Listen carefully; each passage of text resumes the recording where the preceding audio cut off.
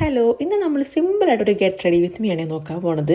അപ്പോൾ ഫസ്റ്റ് തന്നെ ഞാൻ മോയ്സ്ചറൈസർ അപ്ലൈ ചെയ്തിട്ടുണ്ടായിരുന്നു ഓൾറെഡി. അതുകൊണ്ട് തന്നെ ഞാൻ ഈ ഒരു ഗ്ലൂട്ടാ ഹയ സെറമിൻ ലോഷനാണ് യൂസ് ചെയ്യണത്.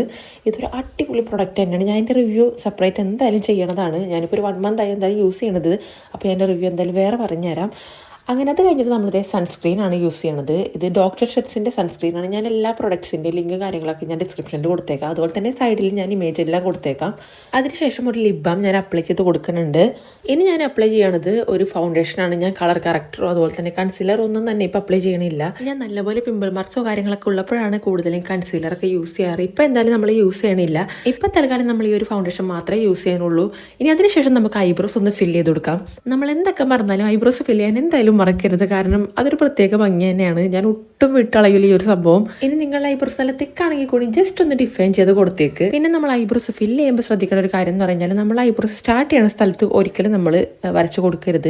അവിടെ വരച്ചാൽ നമ്മൾ പിള്ളേച്ചനെ പോലെ ഇരിക്കുക. അതുകൊണ്ട് ആ പരിപാടി ചെയ്യാണ്ടിരിക്കുക. അതിനുശേഷം ജസ്റ്റ് ഒന്ന് നമ്മുടെ ഐബ്രോസ് കോംബ് ചെയ്ത് കൊടുക്കണം. അപ്പോൾ എല്ലാം നല്ല കറക്റ്റായിട്ട് സ്പ്രെഡ് ആവും. ഇനി അടുത്തായിട്ട് ഞാനൊരു ഐ ഷാഡോ പാലറ്റ് എടുത്തിട്ടുണ്ട്. അതിലൊരു ലൈറ്റ് കളറാണ് ഞാൻ കണ്ണിൻ്റെ മുകളിൽ അപ്ലൈ ചെയ്ത് കൊടുക്കാൻ പോണത്.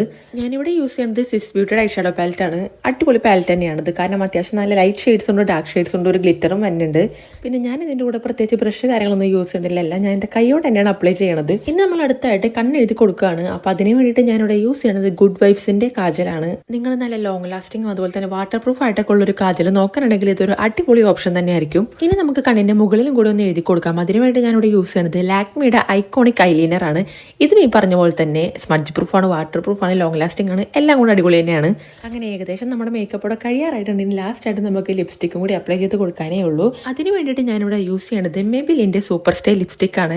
ഇതിൻ്റെ ഷെയ്ഡ് വന്നിട്ട് ആമസോണിയൻ ആണ്. അത്യാവശ്യം എല്ലാ ഇന്ത്യൻ സ്കിൻ ടോണിനും പറ്റിയ ഒരു ഷെയ്ഡ് തന്നെയാണ്. ഇതിൻ്റെ പേര് പോലെ തന്നെ അടിപൊളിയായിട്ട് നിൽക്കും.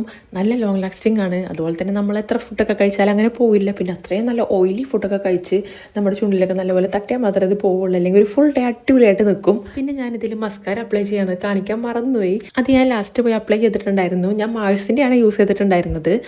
നല്ല അഫോർഡബിൾ ആയിട്ടുള്ള ഒന്ന് തന്നെയാണ്. അപ്പോൾ ഇത്രയുള്ള നമ്മുടെ ഇന്നത്തെ ഗെറ്റ് റെഡി വിത്ത് മീ. ഭയങ്കര സിമ്പിൾ അല്ലേ? അപ്പോൾ എല്ലാവർക്കും വീഡിയോ ഇഷ്ടമെങ്കിൽ ലൈക്ക് ചെയ്യുക, സബ്സ്ക്രൈബും ചെയ്യുക.